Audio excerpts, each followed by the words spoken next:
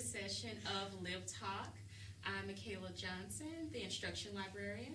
And I'm Jordan Barlow now, excuse me. I'm the Access Services Associate here at FANT, but it's so exciting to do our first episode. I know, I'm giddy. And joining us today is... Hi, I'm Rachael Dams. I'm the collections librarian here at FANT. Okay. And so we're going to interview Rachael today to learn a bit about her and the services she provides here at FANT. Let's get started with our questions. We're going to take us away, Jordan. All right. Well, thank you, Rachael, for joining us today. Thank you for having me. I'm so honored to be the first guest. I know, isn't it exciting? So, well, first question we have for you is, what first drew you to work in the library space? Sure.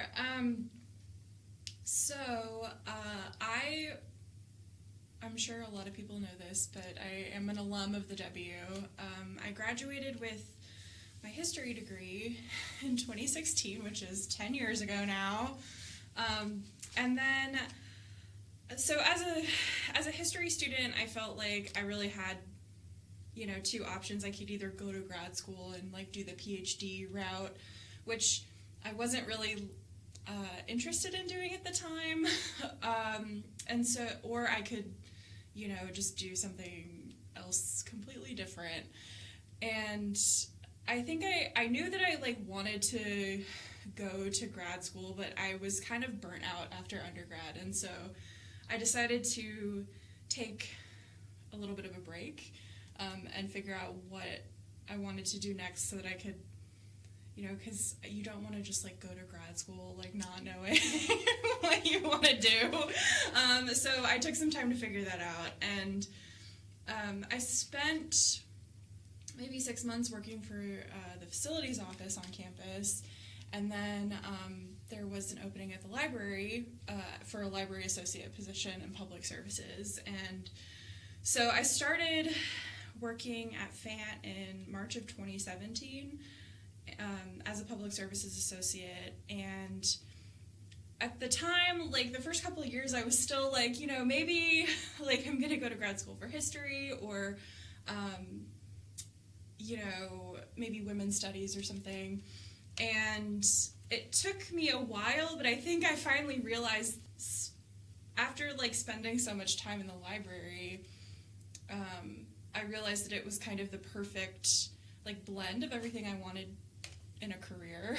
I enjoyed helping students with their find things in the library. I enjoyed hearing about their research projects and helping them get what they needed. I loved the academic setting, but I wasn't really interested in teaching full time.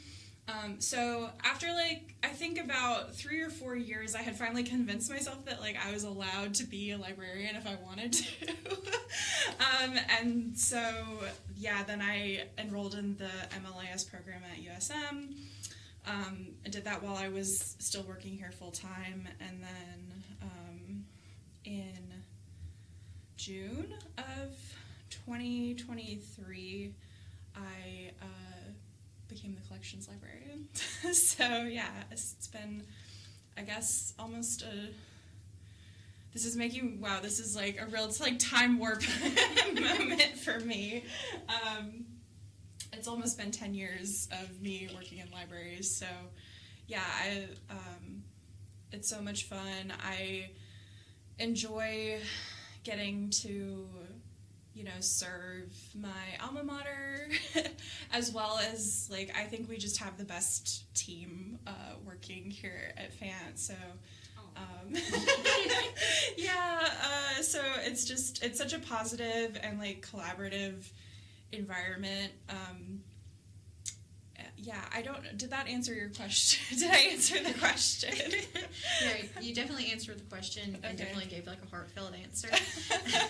And I think that's something that a lot of us can really relate to, or at least aspire to, enjoy the work that we do. But what does a typical day in your role look like, or is there such a thing? Sure. I think that, probably everyone at the library would agree that, every day is a little bit different, especially, during our busy season. You never like you have, I guess I would say I have kind of like a typical structure for my day. So, you know, I'll get to work, check up on emails. A lot of, a part of what I do that is kind of more maybe behind the scenes that people wouldn't know about is handling the communication with our vendors, like our database and journal vendors, as well as working on those contracts. So a lot of times I'm like checking my email to see like, okay, what needs to be pushed along? Do I need to get an invoice for anything? And I work closely with our business operations coordinator on that, as well as the dean. So I would say like usually my mornings are spent kind of like catching up on that kind of stuff. I'll usually work a couple hours, or I'll work maybe 1 to 2 hours on the desk every day, depending on, you know, what's going on. If we have events coming up or if we have displays, I'm looking for materials that would go along with that. So ordering books, and then as both of you know, usually in the afternoons we have a lot of meetings. So that's kind of the rough outline of my day. I'm also the chair of a couple committees, like the community read committee. So I usually like have something going on for the community read that I'm doing, whether that's, you know, emailing people, scheduling a meeting, planning a book talk, sending event details to messaging to get a flyer, stuff like that. So yeah, that's kind of like, I guess, my basic day. Day in the life of Rachel. Right, and then depending, you know, what time of year it is, what's going on, anything could happen. Anything. You'd be surprised how much like can happen in a library, and it's just from events to, you know, new books, everything. Like, it's always exciting. Well, let me ask you this. What is one thing about your job that might surprise students or faculty, or what was one thing that surprised you about your job? Oh, good question. I find that students and faculty are often surprised by how willing we are to like purchase the things that they're looking for. And I think probably as the ILL wizard, Jordan, you are aware of that too. But, you know, people, especially if they're maybe visiting the library for like the first couple of times, or they're just not used to like hearing a yes from people. But basically, if someone asks like for a specific book and we can't get it through ILL, like let me back up and finish my sentence, which is that I think people are surprised by how responsive we are to purchasing requests. I'm willing to purchase anything that people ask for directly. You know, we do have like a collection policy, but most of the time what people are asking for falls within that. And so it's no problem to just get them what they're asking for. And so I found that people have been surprised by that. As far as like what the most surprising thing, I don't know. Like, that's a tough question. Especially like having been in this role for a few years now. I think that whenever you take on a new role in the library, like there's always a certain amount of surprise at like the amount of work that is happening behind the scenes. And I think that stepping into this role has given me a healthier appreciation for all of the stuff that people work on that like you just don't know about. Especially like working so closely with tech services, because I was coming from public services, so I think a lot, I don't know if it was necessarily surprising, but maybe a better idea of what my colleagues were working on is like always fascinating to me. Does that answer your question? It actually does. Okay. Well, I'm sure some of our listeners will be surprised and delighted to get this glance that you're offering, you know, behind the scenes with library work. So you did mention a bit about like offering, allowing students and faculty to request items for the collection. How else does your work and collection support student learning and creativity at the university? That's a great question. I think any offering or service or, resource that we provide, ultimately, like, our goal is to support, like, student learning in that way. Lately, like, I'm thinking about our suggestion box and, like, the types of requests I get in our suggestion box is kind of the way that I feel like I'm getting input directly from the students as to, like, what they're interested in. So, we try to respond to those interests and requests, like ordering more graphic novels and comics, building up our YA section. We like to make sure, or I think that a goal of mine, and I could speak, I guess, for the the whole library maybe, but we want to provide a place where everyone can come and get their research needs met, but also, if they're interested in leisure reading, if they're interested in picking up a new hobby, if they're interested in games, like, we want to provide resources for those curiosities as well. So, we try to, in the last couple of years, like, building up our young adult collection and building up our graphic novel collection has been kind of, like, some of our collection priorities, as well as making our games collection available to students, which we've kind of soft launched this year. So I guess maybe that would be another, like, thing that would be surprising or maybe people don't know about, but we have a collection of board games that are available for checkout. Y'all heard it here. Go check out our games. Yes, please do. So We're gonna go play Canasta. yeah. Or Wingspan. Ooh, Wingspan. Okay. That's always a great pursuit and a great thing that you brought up too. A lot of people, they may not consider how much thought and community needs, how much thought about community needs goes into a collection. We want to make sure that we're having items that are helpful for everyone, but that are also things that they would enjoy, right? Academic and personal enrichment. I think also, just to add, I'm chair of our IDEA committee here, which does a lot of programming for the library. Bringing, like, either having, like, meet the author talks or planning game nights, or we try to come up with programming that kind of stimulates that intellectual curiosity for our students as well. So, I think that, like, what was the phrase of, how was the question phrased again? Like, academic and... Personal, like, academic enrichment. Academic enrichment, yeah. I think, like, we try to provide a space and also, like, provide resources that provide that enrichment, as well as, like, allow our students to be curious and learn, what they're interested in, so. Right, and that's a great space. I mean, we have the space for it. That's what the library is for, right? For you to discover and explore. But I'm really happy that you brought up your committee work, right? You do a lot of projects and collaboration internally in the university and also externally, so out in our community.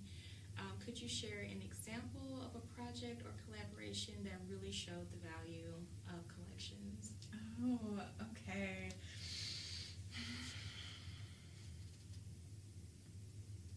The value of collections. The Community Read is a partnership between MUW, MSMS, the City of Columbus, Friendly City Books is a very important partner, Columbus Light and Water, the Public Library.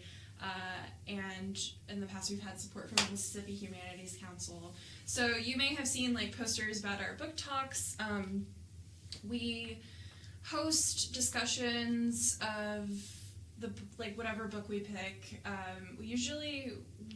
We've changed our structure a little bit. We've done 2 a semester this year, but in the past we've done 4 sessions in one semester, and then a separate read in the spring. But working with that committee has been a really valuable experience for me, but also the topic serves as such a collection builder.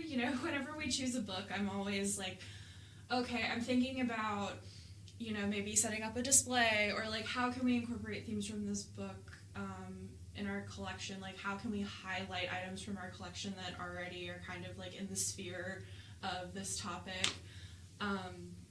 And so I think that has been that has value to our collection.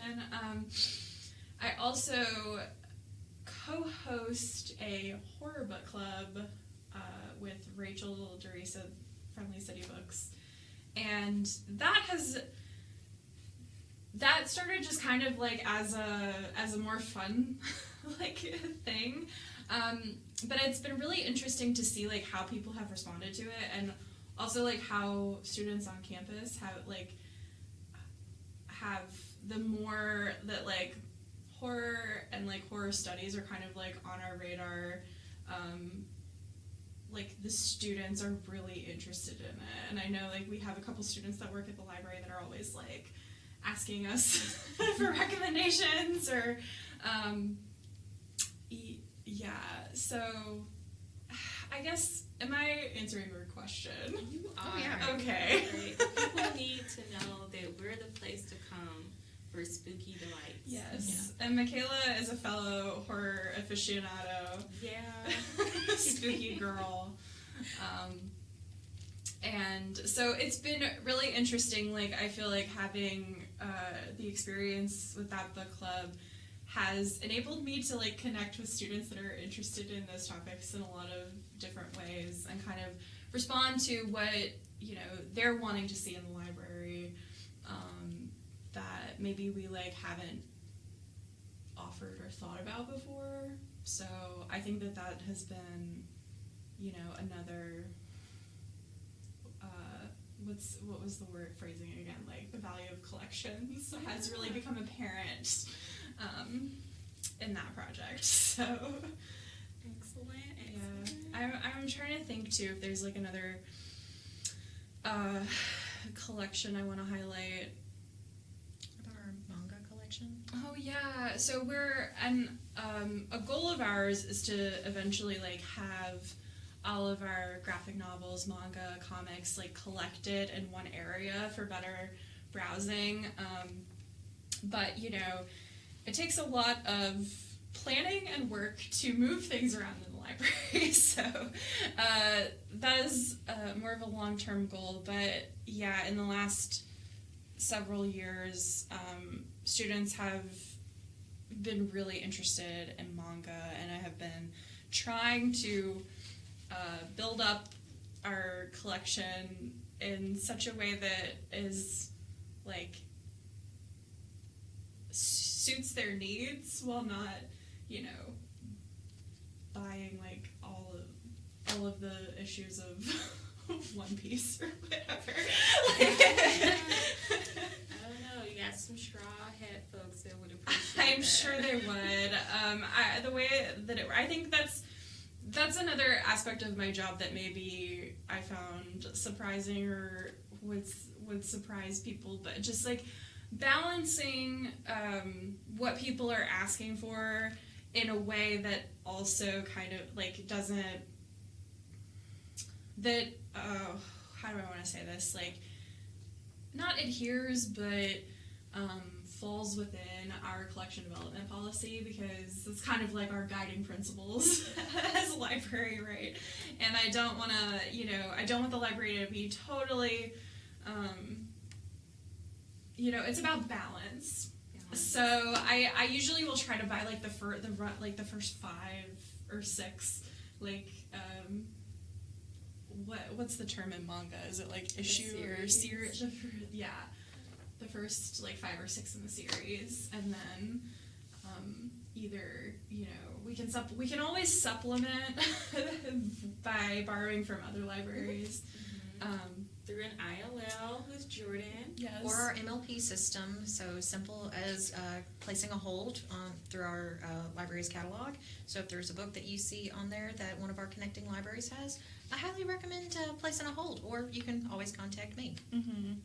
And I think that also really speaks to the value of collections, our partnership, our membership in the Mississippi Library Partnership, because it's a relief on me as a collections librarian, because I don't have to worry about whether a student is going to be able to access something if we can't buy it for whatever reason, but also it truly is a partnership. We all have our each library has kind of its own niche and its own collection focus, and being able especially to access materials from the public libraries in our state, I think is really a valuable part of that partnership. Yeah, I've heard someone say that a library building is a finite space, but a library connection or a library community is an infinite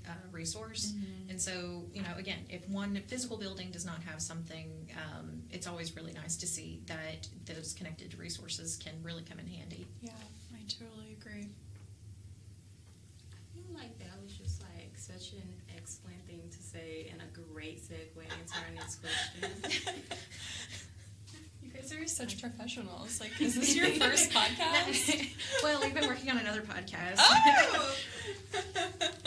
We have? I don't know. We can. We work on the cryptid zoology. Oh, yeah, the cryptozoology cryptids. podcast. All right, so we're going to go into the personal questions. Okay, and I promise you, it's definitely not going to be like a slumber party. But do you have a favorite memory of helping a student or faculty member that stands out to you? Because we all have that one patron that we just like. Yeah, I think that when I think about this question, the first thing that comes to mind is our student workers, and I think that we have the chance to form longer, maybe closer relationships with our student workers because we're seeing them every day, a couple times a week, whatever. And so I think my favorite memories are when you've after, how do I want to say this? I love seeing how our student workers develop over time. That is really rewarding to me, and it makes my heart happy because a lot of students come in and maybe it's their first job. It's their first time kind of being in a professional setting, and even if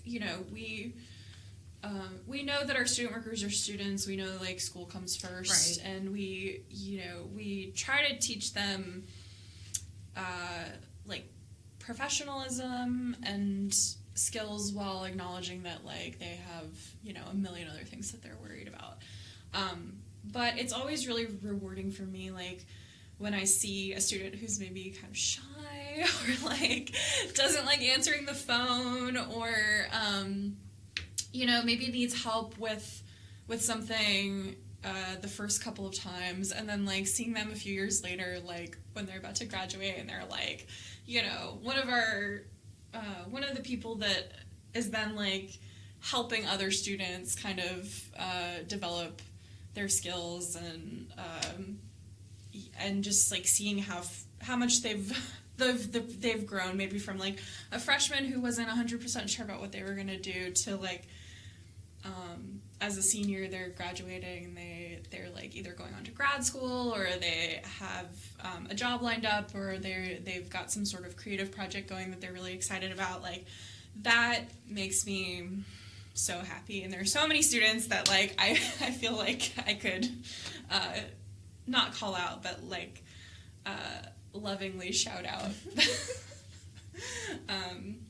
As far as like helping patrons, I would say that maybe the same is true. Like, I guess I love having an interaction with someone and then like seeing how that empowers them later on, you know. Like, I can remember one student at the beginning of last year who I like would come in and you know, would ask regularly like where all these places were, like trying to get a sense of like where they were on campus and where to go,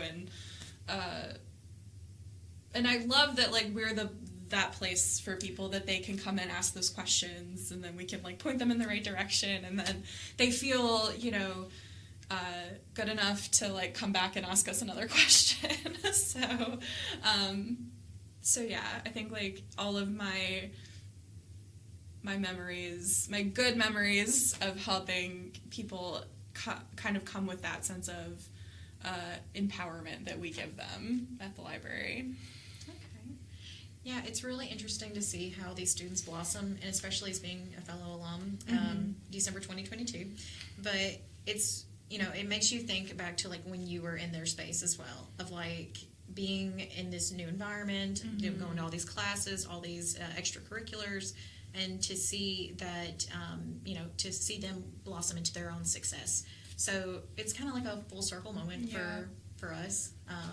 And so I appreciate you sharing that with us. Yeah, I also like, I think, I don't know like if this fits with this question or maybe the first one you asked me, but like, as a student here, I did not have the library. Like, the library was under construction the entire time that I was a student. I remember, like, going in and, you know, we had an assignment for one class, and they had, like, pulled out all the books that we needed, and they were at the front, and then, like, construction was happening, like, in the background.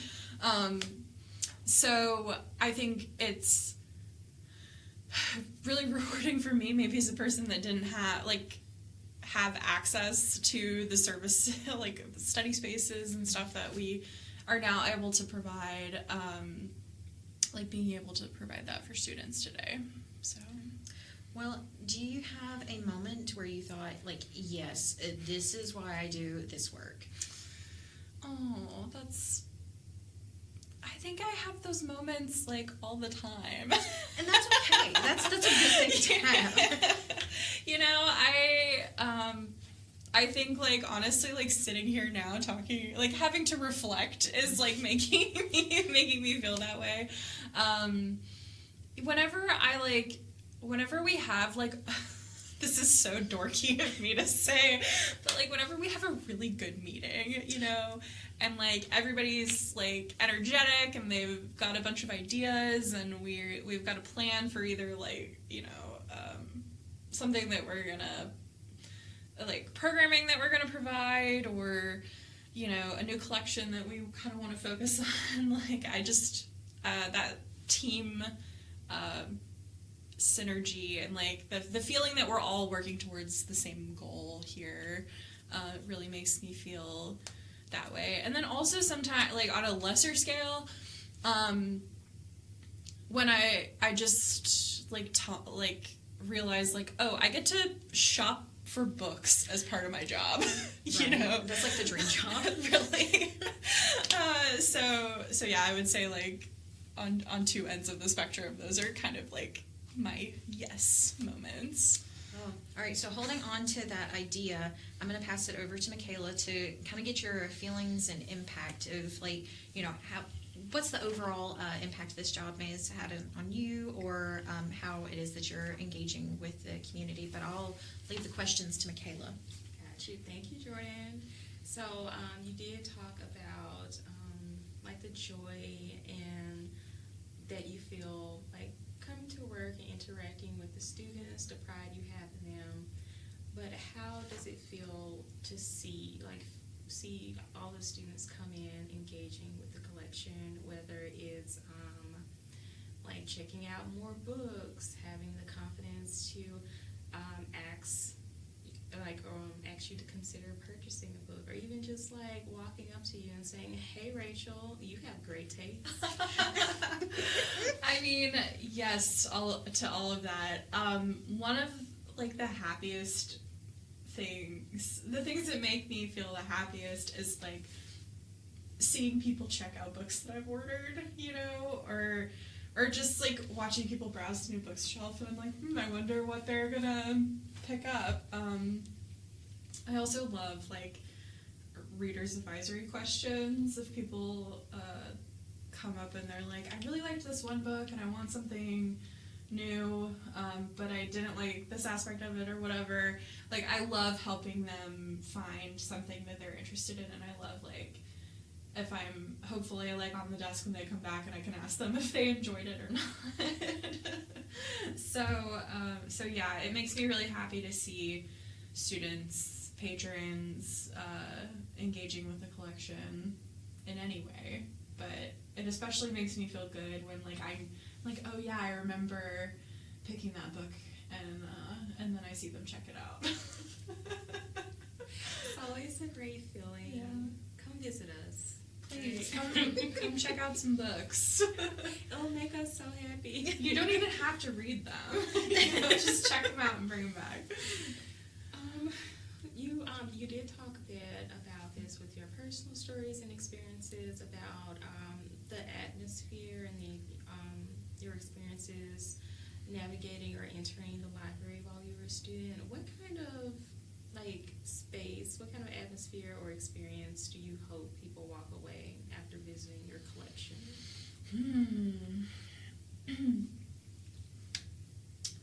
I always hope people like feel welcome when they come in, and I think that like that's, you know, our priority here is to like make people feel welcome, make the library feel accessible, and that it's a place for students to be. I hope that, you know, so what was the question again? Like how do I hope they feel when they walk away?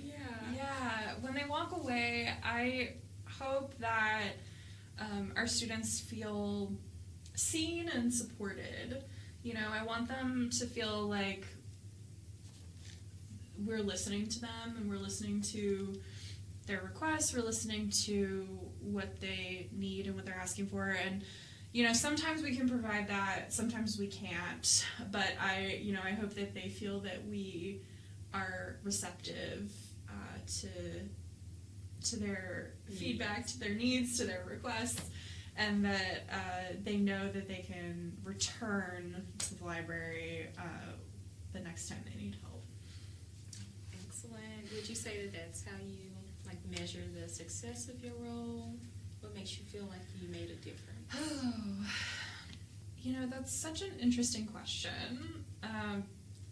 I think like I feel like I made a difference a lot of times like after we've had an event, or like after our, you know, community read book discussions where, you know, like for one, like getting people to show up is its own challenge, and I think anyone that like does library programming will tell you that. And then, you know, people actually engaging and walking away, like me walking away from an event and just feeling like I did what I could, here's what we could do better next time. But like feeling that warmth in my heart that like we have our own little community here, that we foster, and that connection. Yeah, that connection, that they feel that people can come here and feel connected to the library, connected to each other, and then like spark that curiosity that maybe like sends them up into the stacks looking for something else, you know. So like the event's over, but you don't have to go. Exactly. There's always something going on. There's always like something interesting that you can find here.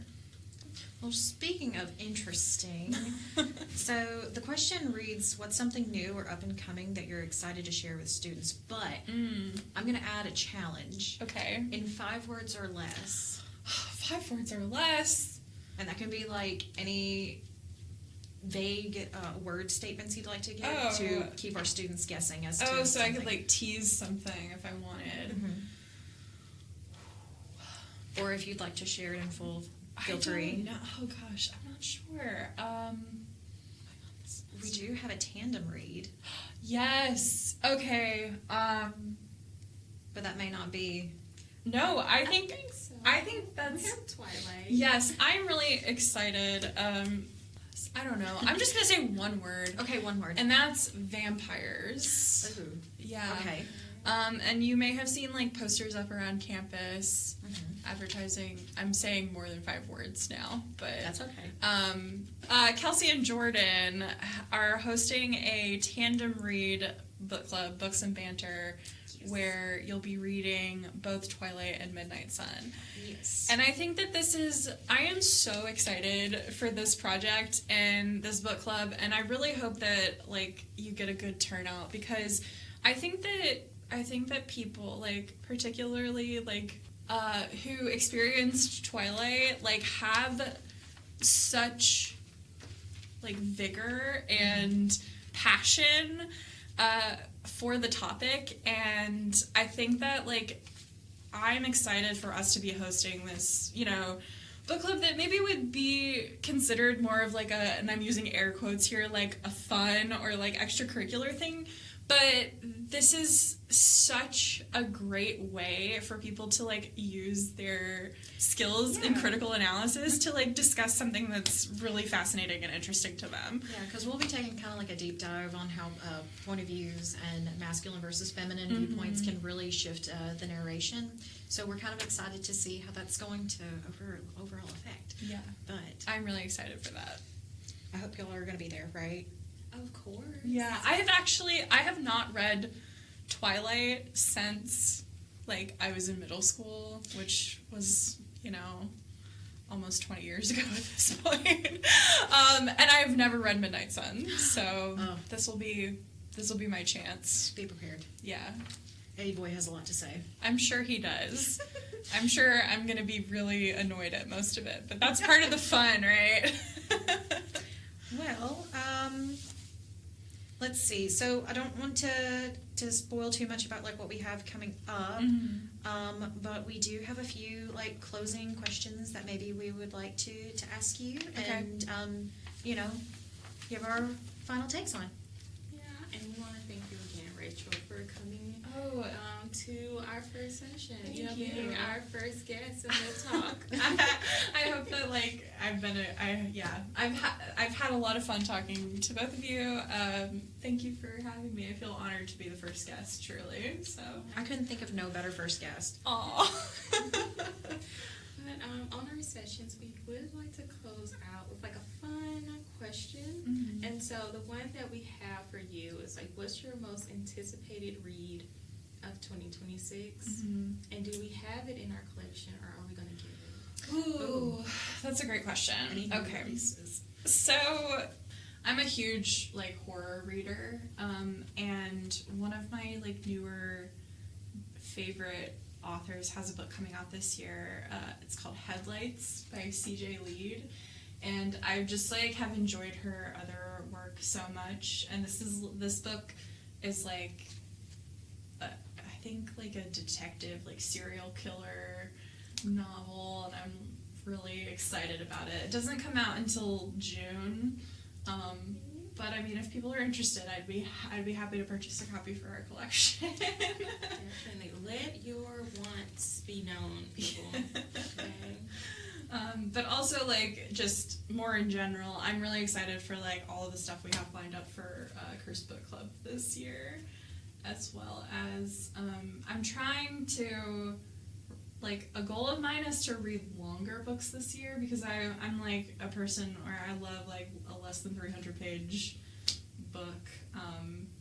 So I think like in terms of a book that hasn't come out yet, I'm committing to read it this year by Stephen King.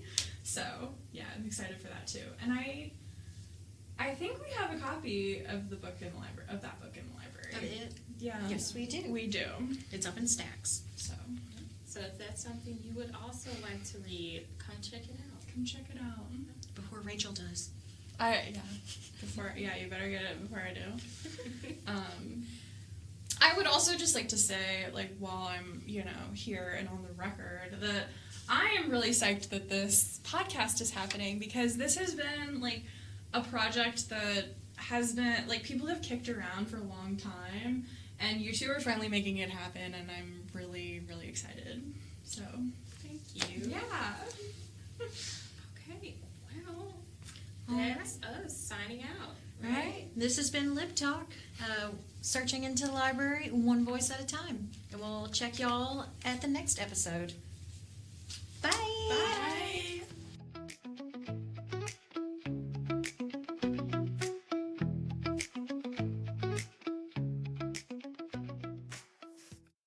This podcast was recorded in the Creator Studio in Fant Memorial Library. This is a space available to students, faculty, and staff for academic and personal enrichment. So reserve your time today, and we'll see you next month.